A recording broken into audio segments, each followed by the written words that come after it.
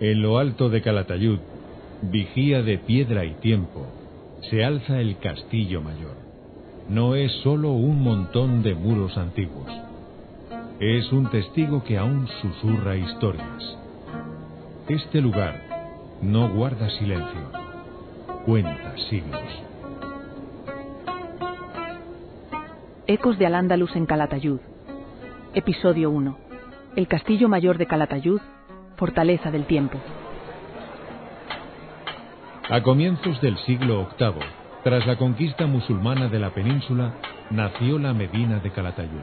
Su nombre original, Cal-at-Ayub, significa el castillo de Ayub, y ese castillo era este. Era mucho más que una fortaleza, era la columna vertebral de una ciudad viva.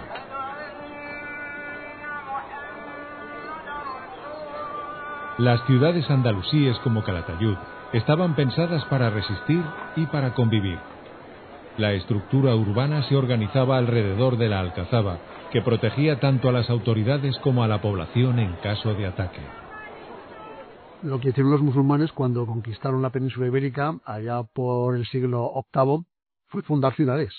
El Islam es una religión de y para ciudadanos. Y por tanto fundaron ciudades, algunas en lugares estratégicos, el caso de Calatayud es muy significativo, y en otros casos lo que hicieron fue reforzar ciudades ya existentes como la propia Córdoba, Sevilla o Zaragoza. Una ciudad islámica funciona de una forma diferente a una ciudad cristiana en la Edad Media. La ciudad islámica es el centro de un territorio, de una cora, de una provincia. Y Calatayud, por ejemplo, fue el centro de una provincia importante, desde la cual se organizó el territorio, porque el territorio bilbilitano, el territorio romano, antes de la llegada del Islam, había quedado bastante desvertebrado con la desaparición de las grandes ciudades, como podía ser, por ejemplo, la propia Bilbilis. Lo que hace el Islam es una reestructuración del poder en la ciudad y, por tanto, del urbanismo y de las ciudades. Y además aplican el urbanismo típico del Islam, que pasa por tener un lugar central, que llaman en la ciudad, que llaman la Medina, sería más o menos el casco viejo de Calatayud, y después, conforme la ciudad se va ampliando, se va creciendo, van disponiendo una serie de arrabales, que son como barrios que a efectos internos funcionan como unas pequeñas ciudades. Por tanto, la ciudad islámica es una Medina más los arrabales, es decir, una asociación de una ciudad con otras pequeñas ciudades que acaban siendo incluso en ocasiones partes de esa ciudad cuando va creciendo se va ampliando. El caso de Calatayud o el caso de algunas otras ciudades islámicas está también muy relacionado con la ordenación del territorio y con la defensa militar del territorio. El Islam se expande muy rápidamente por la península ibérica. En apenas 20 años han ocupado toda la península ibérica. Pero cuando aparecen una serie de focos de resistencia en Francia y luego en la zona cantábrica y en los Pirineos, obviamente hay una pequeña regresión territorial. El Islam ya no tiene fuerza, ha entrado en un periodo de estabilidad y esa estabilidad requiere de unas fronteras. Para defender las fronteras se establecen esas ciudades, castillos, fortalezas. Calatayud es paradigmático, porque además el nombre, el topónimo Calat, castillo en árabe, ya está significando, ya está indicando que es una ciudad construida para la defensa de un territorio. La frontera, allá por el siglo VIII-IX, no estaba en Calatayud, estaba mucho más al norte, estaba en las tierras de La Rioja, de Calahorra, en Aragón en el caso pues del Somontano, del Oarre, más arriba de Huesca incluso, pero bueno, no dejaba de ser un territorio importante y un castillo importante el de Calatayud, que tiene su origen militar y que acaba siendo una gran ciudad que organizó todo el territorio del Jalón Medio.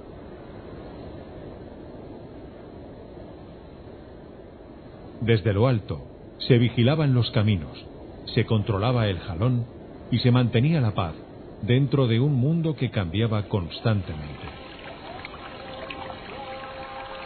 Imaginemos por un momento las calles de Calatayud en el siglo X. Zocos con mercaderes de especias, tintoreros, alfareros. Escuelas donde se estudiaba el Corán, la poesía, la medicina. Mujeres cuidando jardines interiores donde el agua y las sombras traían frescor. Esta era una ciudad de ciencia, arte y comercio. La vida cotidiana en Al-Ándalus era rica en matices. En lugares como Calatayud se hablaban varias lenguas, se practicaban varias religiones y se mezclaban tradiciones. Todo eso dejó una huella que aún hoy se percibe. La inmensa mayoría de la gente que vive en Calatayud, que vive en Al-Ándalus, son hispanos. Aquí no vinieron millones de musulmanes, millones de árabes, mejor dicho. Lo que hubo fue un proceso de islamización, es decir, un proceso de arabización cultural y de islamización religiosa y política por parte de las gentes que vivían aquí. En España, y esto es una cuestión que yo repito muchas veces para que la gente se entere de verdad, apenas hay sangre semita, muy poca sangre semita. El ADN ahora es una prueba incontestable de esto que estoy diciendo. Lo que hizo la gente en la península ibérica fue convertirse y hacerse musulmán, profesar el Islam. Y por tanto, arrastrando modos de vida de la época tardorromana, visigoda, de la Alta Edad Media, incorporaron esas costumbres islámicas.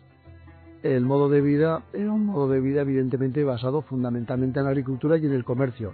El Islam, como es una religión para ciudadanos, pone un hincapié extraordinario en la ciudad, pero también en las actividades que se realizan en la ciudad, que son fundamentalmente industriales y artesanales. Por tanto, si paseamos por la Calatayud del siglo X, del siglo IX, del siglo XI, veríamos una actividad comercial muy importante. Veríamos el zoco alrededor de las pequeñas mezquitas de barrio o de la gran mezquita mayor, que probablemente estaba en la actual Santa María, debajo de Santa María de la colegiata de Calatayud.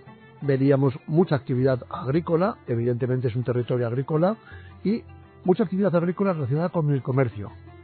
Mercados de frutas, mercados de verduras, una vida cotidiana que está regulada en torno, evidentemente, al ciclo islámico de la vida, pero donde también hay musulmanes, cristianos y judíos.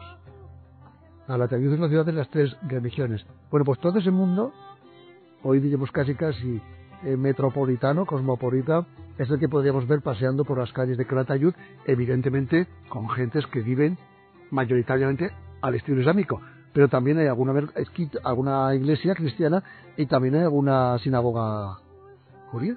Bueno, lo de la convivencia de las tres religiones en la España de Al-Ándalus es un poco mito, porque evidentemente hubo conflictos. No tantos como los habrá en la Baja Edad Media y bajo dominio cristiano, pero sí que hubo conflictos. Y los judíos siempre buscaron una especie de automarginación. No se mezclaban con el resto. Y en cambio musulmanes y cristianos sí que, sobre todo al principio, sí que se mezclaron más. Como digo, casi no había musulmanes, con lo cual todos eran cristianos y acabaron siendo la mayoría musulmanes. Hubo conflictos, pero cuando las épocas económicas de bonanza funciona la convivencia. Cuando las crisis estallan y aparecen las crisis económicas, entonces se deteriora la convivencia. En época islámica había una bonanza económica relativa y por tanto no hubo graves problemas, pero evidentemente sí que hubo algunos enfrentamientos entre las tres religiones. En 1120, Alfonso I el Batallador conquista Calatayud, pero los muros del castillo no se derriban, se adaptan. La ciudad cambia de manos, pero muchos de sus habitantes siguen ahí, los mudéjares, musulmanes bajo dominio cristiano que continúan su vida, sus costumbres, sus oficios. La convivencia no siempre fue fácil. Hubo tensiones, sí, pero también intercambio. De ese cruce nacen las yeserías, los arcos de herradura y las torres de ladrillo que hoy asociamos con el arte mudéjar.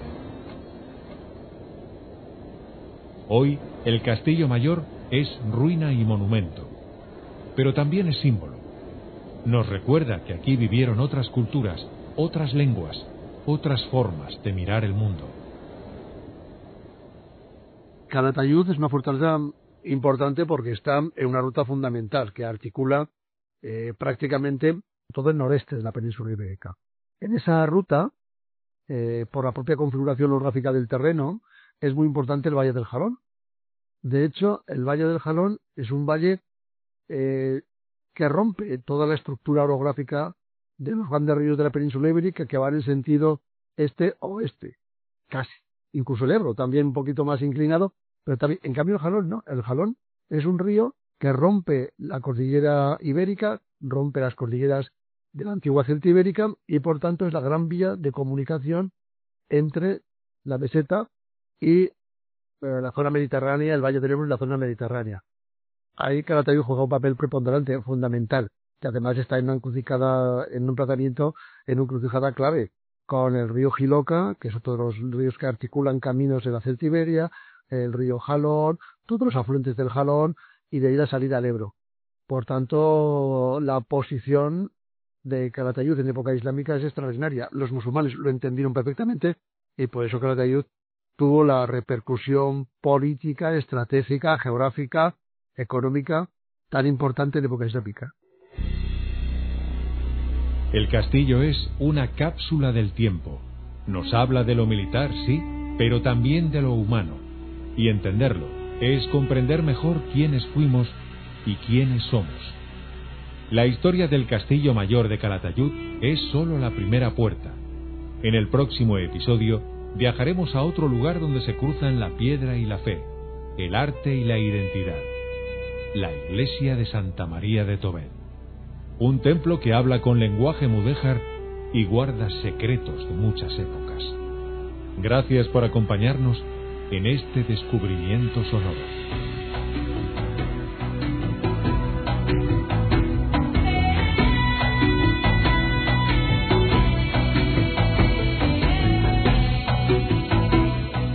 Legado andalusí de la comarca Comunidad de Calatayud. Con la participación de José Luis Corral. Voz de conducción de David Marqueta. Una producción de Actualidad Media.